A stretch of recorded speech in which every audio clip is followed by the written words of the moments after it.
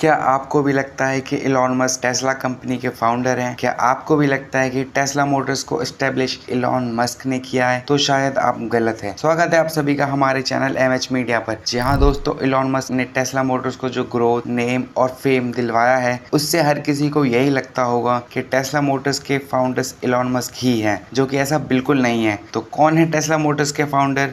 क्या है Tesla Motors के तेजी से ग्रोथ करने का सीक्रेट? और टेस्ला मोटर्स इलेक्ट्रिक व्हीकल्स के अलावा और कौन सी चीजें बनाती है, सारा A to Z आज हम जानने वाले हैं इस वीडियो में। तो टेस्ला मोटर्स के फाउंडर दो इंजीनियर थे, जिनका नाम मार्टिन एबरहार्ट और मार्क टापनिक था। साल 2003 में इन दोनों इंजीनियरों ने मिलकर इस कंपनी को एस्टेब्लिश किया। लेकिन सिर्फ किसी चीज को एस्टेब्लिश करने से ही वो डेवलप या उसकी ग्रोथ नहीं हो जाती। उसे चाहिए होता है एक रोल मॉडल, एक वो बंदा जो अपनी पूरी टीम के साथ मिलकर उस कंपनी को आगे बढ़ाए। और टेस्ला मोटर्स के लिए वो रोल मॉडल बनकर सामने आए इलॉन मस्क, जिनका जन्म 28 जून 1971 को प्रिटोरिया नाम के शहर साउथ अफ्रीका में हुआ। इलॉन मस्क को बचपन से ही पढ़ाई में काफी इंटरेस्ट था, जिसकी वजह से वो हमेशा किताबों के आसपास ही रहते थे। इन्होंने सिर्फ 10 साल की उम्र में कंप्यूटर प्रोग्रामिंग सीख ली और 12 साल की उम्र में ही इन्होंने ब्लास्टर नाम का एक गेम बना दिया, जिसे उन्होंने $500 में पीसी एंड ऑफिस टेक्नोलॉजी नाम की कंपनी को बेच दिया। अपनी स्कूलिंग कंप्लीट करने के बाद 17 साल की उम्र में क्वीन यूनिवर्सिटी से अपनी ग्रेजुएशन की पढ़ाई शुरू करी और वहां पर 2 साल पढ़ने के बाद यूनिवर्सिटी ऑफ पेंसिल्वेनिया ट्रांसफर हो गए, जहां उन्होंने 1992 में फिजिक्स में बैचलर ऑफ साइंस की डिग्री ली। 1995 में इलॉन मस्क पीएचडी करने के लिए कैलिफोर्निया शिफ्ट हो गए, लेकिन वहां रिसर्च शुरू करने के मात्र 2 दिन के अंदर पढ़ाई छोड़ दी और बिजनेस की तरफ अपना पहला कदम बढ़ाया। 1995 में इलॉन मस्क ने अपने भाई के साथ मिलकर Zip2 नाम की सॉफ्टवेयर कंपनी शुरू की, जिसे आगे चलकर कॉम्पैक्ट नाम की कंपनी ने $307 मिलियन में खरीद लिया। 1999 में इलॉन मस्क ने $10 का इन्वेस्टमेंट करके एक X.com नाम की कंपनी की स्थापना की, जो कि एक फाइनेंस सर्विस देने वाली कंपनी थी। और एक साल बाद ये कंपनी कॉन्फिनिटी नाम के कंपनी से जोड़ दी गई, जिसे आज हम पेपाल के नाम से भी जानते हैं। देखते ही देखते साल 2002 में इलॉन मस्क ने एक और नई कंपनी स्पेसएक्स की स्थापना की। और दोस्तों, आपको बता दूं कि ये कंपनी आज के समय में स्पेस लॉन्चिंग व्हीकल बनाने का काम करती है। 2004 में इलॉन मस्क ने टेस्ला में इन्वेस्ट करना शुरू करा। इलॉन मस्क ने शुरुआती दिनों में टेस्ला के 20% शेयर्स खरीदे थे, लेकिन 2008 में वो टेस्ला के CEO बन गए। इलॉन मस्क ने अपने एक इंटरव्यू के दौरान ये बोला कि वो 2030 तक मंगल ग्रह पर लोगों को बसाने का प्रयास कर रहे हैं। मतलब कैन यू इमेजिन कि मार्स पर ह्यूमन लाइफ एग्जिस्ट कर सकता है। खैर, ये काम स्पेस एक्स का है और हम तो टेस्ला की बात करने वाले हैं। तो बात करें अगर टेस्ला की, तो 2008 में टेस्ला ने अपनी पहली गाड़ी, अपना पहला प्रोडक्ट लॉन्च किया, जिसका नाम था द रोडस्टर, जो कि एक स्पोर्ट्स कार थी। टेस्ला ने 2009 में $187 मिलियन खर्च किए और 147 कार्स डिलीवर करी। लेकिन इसी बीच एक घटना हो गई।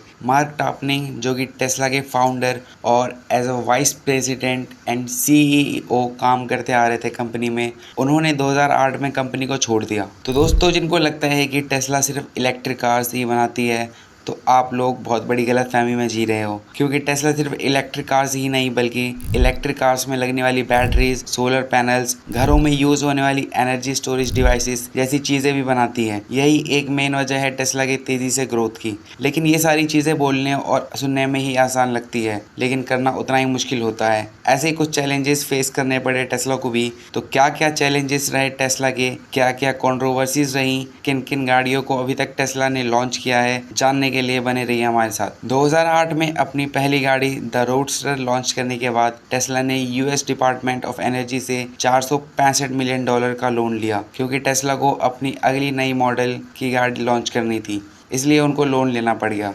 2010 में टेस्ला ने अपनी टेस्ला फैक्ट्री खोली अपनी मॉडल S की लॉन्चिंग और प्रोडक्शन के लिए। इन जनवरी 2012 टेस्ला ने द रोडस्टर के प्रोडक्शन को रोक दिया और इन जून 2012 Tesla launch its second car model S, जो कि वन टाइम चार्जिंग पे 300 मील्स चलती है। जब इसे लॉन्च किया गया तब शुरुआती दिनों में ये मॉडल काफी हिट गया। मॉडल S को 2013 में motor trend car of the year का अवार्ड दिया गया और ये साल 2013 में ये कंट्री के सेल्स रैंकिंग के नंबर 1 पर थी। अपनी मॉडल S हिट जाने के बाद साल 2014 में टेस्ला ने टेस्ला ऑटो पायलट मतलब एक ड्राइवर असिस्टेंट सिस्टम अपनी आने वाली गाड़ियों में लगाने की अनाउंसमेंट की। साल 2015 में टेस्ला ने एंट्री मारी एनर्जी स्टोरेज मार्केट में और बनाना शुरू किया टेस्ला पावर वॉल और टेस्ला पावर बैक। और ये जान के आप भी हैरान हो जाएंगे कि सिर्फ और सिर्फ एक हफ्ते में टेस्ला का टोटल रेवेन्यू $800 मिलियन था, सिर्फ और सिर्फ एक हफ्ते में। उसी साल 2015 में टेस्ला ने अपनी तीसरी मॉडल एक्स इन सितंबर 2015 में लॉन्च करी और नवंबर 2016 में टेस्ला ने सोलर पैनल्स बनाने वाली कंपनी सोलर सिटी को खरीद के सोलर इंस्टॉलेशन बिजनेस के मार्केट में एंट्री करी। इसी साल टेस्ला ने अपना एक और मॉडल 3 लॉन्च किया, जो कि टेस्ला की पहले के गाड़ियों के कंपैरिजन में सस्ती थी। सिर्फ एक हफ्ते के अंदर टेस्ला को इस मॉडल के 3,25,000 ऑर्डर्स मिले। टेस्ला ने अपनी मॉडल 3 को असेंबल करने के लिए रोबोटिक्स और ऑटोमेशन पर काफी ज्यादा इन्वेस्ट किया, लेकिन रोबोट्स ने एक्चुअली में गाड़ी के प्रोडक्शन को स्लो कर दिया। ये एक प्रॉब्लम रही जिससे कुछ टाइम तक जूझना पड़ा, लेकिन फाइनली 2018 के खत्म होने तक टेस्ला इस प्रॉब्लम से ऊपर आई और मॉडल 3 साल 2018 से 2021 के बीच में दुनिया की सबसे बेस्ट सेलिंग इलेक्ट्रिक कार बनी। मार्च 2019 में टेस्ला ने अपनी एक और नई मॉडल वाई रिलीज करी,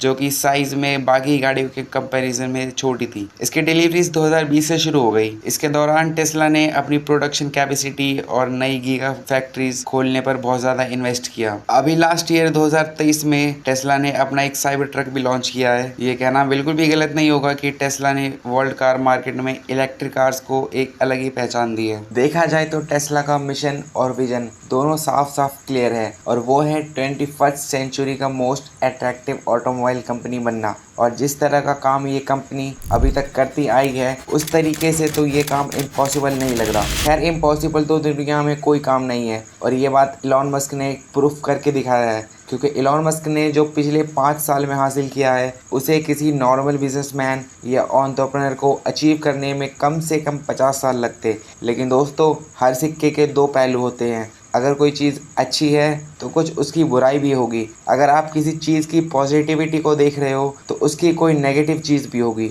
अगर आप किसी को बहुत ज़्यादा ग्रोथ करते हुए देख रहे हो तो उसने बहुत सारे डाउनफॉल भी देखे होंगे। अगर कोई कंपनी इस टाइम पर बहुत अच्छी चल रही है तो अपने बीते हुए टाइम में उसने बहुत सारी प्रॉब्लम्स भी फेस करी होंगी। कुछ ऐसे ही कहानी रही है टेस्ला के साथ भी। अभी तक हमने आपको सिर्फ ये बताया कि टेस्ला ने कैसे ग्रोथ किया, इलॉन मस्क का क्या रोल रहा, लेकिन अब हम आपको बताने वाले हैं कि क्या क्या चैलेंजेस और क्या क्या प्रॉब्लम्स फेस करनी पड़ी टेस्ला को। जैसा कि आप इस पिक्चर में देख सकते हैं कि चाइना इलेक्ट्रिक गाड़ियों की सबसे बड़ी मार्केट है। यहाँ देखें, अकेले चाइना का परसेंटेज 40 है, जबकि बाकी दुनिया की कंट्रीज इसके आसपास भी नहीं है। टेस्ला को चाइना के मार्केट में अपना दबदबा बनाने का एक बहुत बड़ा चैलेंज था। टेस्ला का मार्केट शेयर पिछले सालों के बीच 2020 से 2022 के बीच देखा जाए तो करीब 15 to 10% तक हिला है। मतलब अप्स एंड डाउनफॉल आते रहे हैं टेस्ला के लिए चाइना के मार्केट में। टेस्ला के लिए एक और सबसे बड़ा चैलेंज था बैटरीज का, क्योंकि शुरुआती दिनों में टेस्ला की गीगा फैक्ट्रीज नहीं थी, तो इन्हें अपनी गाड़ियों में लगाने के लिए बैटरी बाहर से लानी पड़ती थी, जो कि इन्हें काफ़ी कॉस्टली पड़ती थी। फिर इलॉन मस्क ने डिसाइड किया कि ये बैटरीज भी हम खुद ही बनाएंगे और गीगा फैक्ट्रीज अलग अलग शहरों में बनवाई। शुरुआती दिनों में फाइनेंशियल इशू काफ़ी ज़्यादा फेस करना पड़ा, जिससे ऊपर आने में काफ़ी बड़ा रोल रहा इलॉन मस्क का। और मैं आपको बता दूं कि ये कंपनी अभी काफ़ी सारी प्रॉब्लम्स फेस कर रही है, जिनमें से एक है सेल्फ ड्राइविंग मोड, जिस पर अभी सिविल इन्वेस्टिगेशंस चल रही हैं। टेस्ला की सेफ्टी और क्वालिटी पर भी सवाल उठाए जा रहे हैं। टेस्ला की मॉडल 3 कार, जिसमें चार्जिंग डिफिकल्टीज आ रही हैं, बैटरी डिग्रेडेशन की एक समस्या रही है, और इनकी गाड़ियों में सॉफ्टवेयर ग्लिचेस भी आ रहे हैं। तो ये कुछ प्रॉब्लम्स हैं जो अभी करेंटली टेस्ला की गाड़ियों में आ रही है और ये इससे ऊपर आना टेस्ला के लिए एक बहुत बड़ा चैलेंज रहेगा।